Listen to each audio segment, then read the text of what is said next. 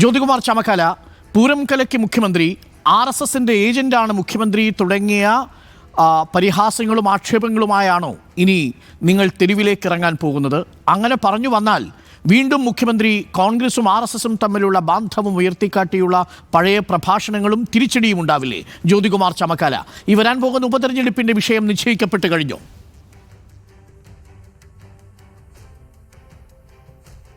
കുമാർ, ഇവിടെ യാഥാർത്ഥ്യങ്ങളായില്ലേ? നമുക്ക് യാഥാർത്ഥ്യങ്ങൾ പറഞ്ഞല്ലേ മുന്നോട്ട് പോകാൻ കഴിയൂ. ഇപ്പം നമ്മുടെ മുമ്പിലുള്ള വിഷയത്തിൻ്റെ അടിസ്ഥാനത്തിൽ സാധാരണക്കാർക്ക് ബോധ്യപ്പെടുത്തത്തക്ക രീതിയിൽ നമുക്ക് സംവദിക്കാം, നമുക്ക് സംസാരിക്കാം. അവർക്ക് നെല്ലും പതിരും തിരിച്ചറിയാനുള്ള ശേഷിയുണ്ടല്ലോ. ഞങ്ങൾ പറയുന്നതിനകത്ത് എന്താണ് തെറ്റ് എന്ന് തെറ്റുണ്ടെന്ന് CPIക്കാർ പറയില്ല, ഘടകകക്ഷികൾ ആരും പറയില്ല, മുഖ്യമന്ത്രി ഒഴികെയുള്ള CPMമാരും പറയില്ല. അപ്പോൾ ഞങ്ങളെ സംബന്ധിച്ച് ഞങ്ങൾ പറയുന്നത് കേരളത്തിൻ്റെ അഭിപ്രായമാണ്. ഞങ്ങൾ മാത്രമല്ല, ഇടതുപക്ഷത്തിൽ നിൽക്കുന്ന മുഖ്യമന്ത്രിയും മുഖ്യമന്ത്രിയുടെ അനുചരന്മാരും ഒഴികെ ബാക്കി എല്ലാവരും പറയുന്നത് ഇതുമായി ബന്ധപ്പെട്ട യാഥാർത്ഥ്യങ്ങളെ സംബന്ധിച്ചാണ്. നമുക്കെല്ലാവർക്കും അത് ബോധ്യവുമുണ്ട്. പക്ഷേ മുഖ്യമന്ത്രിക്കും കൂട്ടർക്കും അത് ബോധ്യപ്പെടുന്നില്ല എന്ന് മാത്രമേ ഉള്ളൂ. നോക്കൂ, ഇവിടെ പൂരം കലക്കൽ എന്ന ഫ്രേസ് തന്നെ പതിയെ കേരളീയ രാഷ്ട്രീയ മണ്ഡലത്തിലേക്ക് സ്ഥാപിക്കപ്പെട്ടു കഴിഞ്ഞു. അപ്പോൾ ആ പൂരം കലക്കലുമായി ബന്ധപ്പെട്ട് എങ്ങനെയാണ് ആ സംഭവം ഉണ്ടായത്, അതുമായി ബന്ധപ്പെട്ട് നോക്കൂ, നമ്മൾ എത്ര ദിവസമായി ചർച്ച ചെയ്യുന്നു. 7 ദിവസം കൊണ്ട് റിപ്പോർട്ട് തരാം, ഒരാഴ്ചയ്ക്കുള്ളിൽ റിപ്പോർട്ട് തരാമെന്ന് പറഞ്ഞിട്ട് 5 മാസമായി. അത് തന്നെ മുഖ്യമന്ത്രി ഭംഗ്യന്തരേണ എത്ര കൗശലത്തോടുകൂടിയാണ് അദ്ദേഹം പത്രസമ്മേളനത്തിൽ അവതരിപ്പിച്ചത്. ഈ വിവാദമെല്ലാം വന്ന് RSSുമായി ADGP നടത്തിയ കൂടിക്കാഴ്ചയെക്കുറിച്ചുള്ള വിവാദം വന്ന് അതിനു മുമ്പ് PV അൻവർ പറഞ്ഞ കുറേ ADGPക്ക് എതിരായിട്ട് ഉൾപ്പെടെ മുഖ്യമന്ത്രി ഓഫീസിനെതിരായിട്ടുള്ള ആരോപണങ്ങൾ പുറത്തു വന്ന് പ്രതിപക്ഷ നേതാവിൻ്റെ ആരോപണം പുറത്തു വന്നു. അതിനുശേഷം ഇതുമായി ബന്ധപ്പെട്ട ചർച്ച നടന്നു. അപ്പോൾ ADGP എവിടെയൊക്കെ ഇത്തരത്തിൽ ഇടപെട്ടിട്ടുണ്ട് എന്നതിനെ സംബന്ധിച്ചുള്ള ചർച്ചയായി.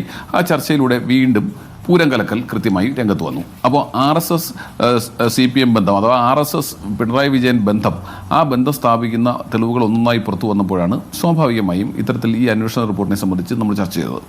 ആ റിപ്പോർട്ട് ഒരാഴ്ചയ്ക്കുള്ളിൽ തരാമെന്ന് പറഞ്ഞിട്ട് കൊടുക്കാമെന്ന് പറഞ്ഞാൽ കൊടുത്തുമില്ല, ആരാവശ്യപ്പെട്ടോ അയാൾ ആവശ്യപ്പെട്ടുമില്ല, തുടർന്ന് ആവശ്യപ്പെട്ടുമില്ല, സമയത്ത് കിട്ടാതെ വന്നപ്പോൾ ആവശ്യപ്പെട്ടുമില്ല. അതിൽ നിന്ന് എന്താ ബോധ്യപ്പെടുന്നത്? ഇത് നമ്മളെയൊക്കെ കണ്ണിൽ പൊടിയിടാൻ വേണ്ടിയുള്ള ഒരു അഭ്യാസമായിരുന്നു. മുഖ്യമന്ത്രിയും ADGPയും തമ്മിലുള്ള ഒരു അഭ്യാസമായിരുന്നു. മാത്രമല്ല, ഈ വിവാദത്തിൽ പ്രതിസ്ഥാനത്ത് നിൽക്കുന്ന ADGPയെ തന്നെ അത് അന്വേഷിക്കാൻ ചുമതലപ്പെടുത്തി. മാത്രമല്ല, ആ ADGP ഈ പൂരം കലക്കുന്നതിന് നേതൃത്വം നൽകിക്കൊണ്ട് അവിടെ തന്നെ ഉണ്ടായിരുന്ന വ്യക്തിയുമാണ്. അദ്ദേഹം ഒരു സിറ്റി പോലീസ് കമ്മീഷണർ. ഈ PV അൻവർ ഈ വിഷയവുമായി വരുന്നതുവരെ, പ്രതിപക്ഷ നേതാവ് PV അൻവർ ഈ ആരോപണം ഉയർത്തുന്നതുവരെ ADGP അജിത് കുമാറിനെതിരെ ഒരു വിമർശനം പോലും ഉയർത്തിയിരുന്നില്ലെന്ന് മാത്രവുമല്ല, ഇങ്ങനെ പൂരം കലക്കിയത് ADGP ആണ് എന്ന രീതിയിൽ മുഖ്യമന്ത്രിയെ പ്രതിസ്ഥാനത്ത് നിർത്തിക്കൊണ്ട് ആ രീതിയിൽ വലിയ പ്രചരണം പ്രതിപക്ഷവും നടത്തിയിട്ടില്ല. അന്ന് ആരോപണ വിധേയനായിരുന്നില്ല ഈ അന്വേഷണം ഏൽപ്പിക്കുമ്പോൾ. അതല്ലെങ്കിൽ നിങ്ങൾ ആ സമയം മുതൽ തന്നെ പ്രതികരിക്കുമായിരുന്നു. അപ്പോൾ ഇപ്പോൾ ആരോപണ വിധേയനായ ഒരാൾ റിപ്പോർട്ട് കൊടുക്കുമ്പോൾ ആ റിപ്പോർട്ട് സ്വീകരിച്ച് തുടർ നടപടിക്ക് സർക്കാരിന് സാവകാശം കൊടുക്കലല്ലേ മര്യാദ? ജുഡീഷ്യൽ അന്വേഷണം നടത്താൻ ചിലപ്പോൾ സർക്കാർ തയ്യാറാണെങ്കിലോ റിപ്പോർട്ട് കണ്ടിട്ട്, റിപ്പോർട്ട് കാണാതെ നമ്മളൊരു നിലപാടെടുക്കുന്നത് ശരിയാണോ ജ്യോതി? അരുണെ, റിപ്പോർട്ടിനെ സംബന്ധിച്ച് നിങ്ങൾ പ്രസിദ്ധീകരിക്കുന്ന കാര്യങ്ങളെ അടിസ്ഥാനമാക്കിയല്ലേ ഞങ്ങൾക്ക് സംസാരിക്കാൻ കഴിയൂ. മാധ്യമങ്ങൾ നിങ്ങൾ കൊടുക്കുന്നത് തെറ്റാണെന്ന് നിങ്ങൾ കരുതണമെന്നാണോ താങ്കൾ പറഞ്ഞതിന്റെ വിജ്ഞാപനം? ഞങ്ങൾ പറഞ്ഞത് ഇപ്പോൾ പരാമർശങ്ങൾ നിങ്ങൾക്ക് സ്വീകാര്യമല്ല, അതാണ് ആ റിപ്പോർട്ടിലുള്ളതെങ്കിൽ ആ റിപ്പോർട്ട് മുഖ്യമന്ത്രിക്ക് കയ്യിൽ കിട്ടാതെ തുടരന്വേഷണം പ്രഖ്യാപിക്കാൻ കഴിയില്ലല്ലോ. അതേ ഞാൻ ഉദ്ദേശിച്ചുള്ളൂ. റിപ്പോർട്ടിന്റെ മെറിറ്റിലേക്കല്ല ഞാൻ പോയത്. അല്ല, അതിലെ തുടരന്വേഷണത്തിലേക്ക് നമുക്ക് പിന്നീട് വരാവുന്നേ. തുടരന്വേഷണം ഞങ്ങൾ ജുഡീഷ്യൽ അന്വേഷണമാണല്ലോ ആവശ്യപ്പെടുന്നത്. ഇവിടെ നിങ്ങൾ റിപ്പോർട്ട് ചെയ്തിരിക്കുന്ന ഈ അന്വേഷണ റിപ്പോർട്ടിലെ കാര്യങ്ങൾ എന്താണ്? അന്വേഷണ റിപ്പോർട്ടിന്റെ ബേസിസിൽ ആർക്കെതിരെയും ഒരു നടപടിക്കും ശുപാർശ ചെയ്തിട്ടില്ല, ശരിയല്ലേ? ശരി. അവിടെ ഒരു ആകെപ്പാടെ ഒരു കുറ്റക്കാരനായി കണ്ടിട്ടുള്ള ഒരു കമ്മീഷണറെ മാത്രമാണ്, അല്ലേ? അപ്പോൾ അങ്ങനെ ഇരിക്കെ കമ്മീഷണറെയും മനസ്സിലാക്കുന്നത്. അതെ, ആയിക്കോട്ടെ. ഞാൻ പറഞ്ഞത്, അവിടെ ഇത്തരത്തിലൊരു അട്ടിമറി നടത്തിയിട്ട് അതിലൊരു കമ്മീഷണറിലേക്ക് മാത്രം ഒതുക്കിക്കൊണ്ട് ഈ പറയുന്ന ദേവസ്വങ്ങൾ എന്ത് ചെയ്തു എന്നാണ് പറയുന്നത്? അപ്പോൾ അവിടെ അന്ന് മുതൽ ദേവസ്വത്തിനും പരാതിയുണ്ടെന്നേ, 2 ദേവസ്വങ്ങൾക്കും പരാതിയുണ്ട്, അവിടുത്തെ പൊതുപ്രവർത്തകർക്ക് പരാതിയുണ്ട്, CPIയുടെ നേതാക്കന്മാർക്ക് പരാതിയുണ്ട്, ഞങ്ങൾക്ക് പരാതിയുണ്ട്. ആ പരാതിയൊക്കെ നിലനിൽക്കുകയാണ്. മുഖ്യമന്ത്രി അതിൻ്റെ ഗൗരവം മനസ്സിലാക്കിക്കൊണ്ടെന്ന് നമ്മൾ തെറ്റിദ്ധരിപ്പിക്കത്തക്ക രീതിയിൽ ഒരാഴ്ചയ്ക്കുള്ളിൽ റിപ്പോർട്ട് എന്ന് മുഖ്യമന്ത്രി ആവശ്യപ്പെട്ടു. റിപ്പോർട്ട് കിട്ടിയില്ല. താങ്കൾ സൂചിപ്പിച്ചതുപോലെ ADGP നമ്മൾ സംശയിക്കേണ്ടതുണ്ടോ? ADGP സംശയിച്ചേ മതിയാവൂ. കാരണം പിന്നീടാണ് നമുക്ക് ബോധ്യപ്പെടുന്നത് അദ്ദേഹം അവിടെ ഉണ്ടായിരുന്നു. മാത്രവുമല്ല, അദ്ദേഹത്തിൻ്റെ പൂർവ്വകാല ചെയ്തികളും ഇപ്പോഴത്തെ ചെയ്തികളും എല്ലാം ചേർത്ത് വായിക്കുമ്പോൾ ഞാൻ നേരത്തെ താങ്കൾ ഉൾപ്പെടെയുള്ള ചർച്ചയിൽ പറഞ്ഞതാണ്. ശബരിമല വിഷയം വന്നപ്പോൾ അവിടെ പിന്നെ ഈ വിശ്വാസ സംരക്ഷണത്തിന്റെ ഭാഗമായി RSS അവിടുത്തെ പിന്നെ പോലീസിന്റെ നിയന്ത്രണം പോലും ഏറ്റെടുത്തതുപോലെ പോലീസിന്റെ മെഗാഫോൺ ഉപയോഗിച്ചുകൊണ്ട് ഭക്തരെ നിയന്ത്രിക്കുന്ന പോലീസിന് പകരമായി നമ്മളവിടെ കണ്ടത് വത്സൻ തില്ലങ്കേരിയാണ്. അവിടെയും ഉണ്ടായിരുന്നത് ADGP ആണെന്നേ. ADGPക്ക് കഴിയില്ല അത്തരത്തിൽ നിയന്ത്രിക്കാൻ. അവിടെ വന്നത് മുഴുവൻ RSSകാരല്ലോ, അവിടെ വന്നത് ഭക്തർ കൂടിയല്ലേ, ഭക്തരായിരുന്നല്ലോ. അവിടെ RSS വന്നതിനാണ് ഇത്തരത്തിൽ പിന്നെ എന്താ പറയുന്നത്, അവിടെ ആചാര ലംഘനം ഉണ്ടാകാതെ നോക്കാൻ വേണ്ടിയാണ്. അപ്പോൾ അവിടെ RSS നേതാക്കന്മാർക്ക് അദ്ദേഹം മെഗാഫോൺ കൊടുത്തത് മുതൽ ഇങ്ങോട്ടൊന്ന് താങ്കൾ ഒന്നൊന്നായി ആലോചിച്ച് നോക്കൂ. കൃത്യമായി ആസൂത്രിതമായി ADGP ഇടപെട്ട് സർക്കാരിന്റെ മുഖ്യമന്ത്രിയുടെ കയ്യിൽ ആ റിപ്പോർട്ട് ഇന്ന് കിട്ടിയിട്ടേ ഉള്ളൂ.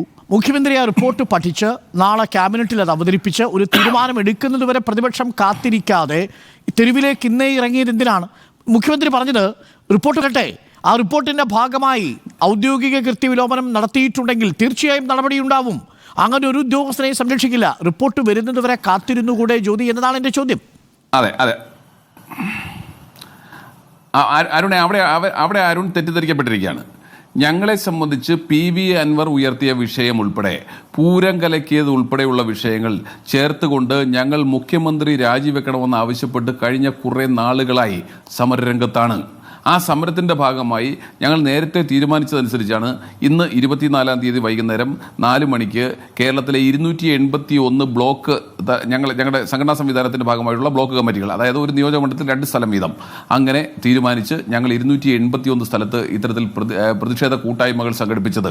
ഇത് ഞങ്ങൾ നേരത്തെ പ്ലാൻ ചെയ്തിട്ടുള്ള ഞങ്ങളുടെ പാർട്ടിയുടെ നേതൃത്വത്തിൽ മണ്ഡലാടിസ്ഥാനത്തിൽ പരിപാടി നടന്നിട്ടുണ്ട്, DCCയുടെ അടിസ്ഥാനത്തിൽ പരിപാടി നടന്നിട്ടുണ്ട്, ബ്ലോക്കിൻ്റെ വേറൊരു പരിപാടി നേരത്തെ നടന്നിട്ടുണ്ട്, പിന്നെ KPCയുടെ പരിപാടി സെക്രട്ടറിയിലേക്ക് നടന്നിട്ടുണ്ട്. അപ്പോൾ ഞങ്ങൾ മുഖ്യമന്ത്രി ഇത്തരത്തിൽ മുഖ്യമന്ത്രിയുടെ ഓഫീസ് കേന്ദ്രീകരിച്ച് നടക്കുന്ന ക്രിമിനൽ സംഘത്തിനെതിരായിട്ടും അതുപോലെ തന്നെ ഇത്തരത്തിൽ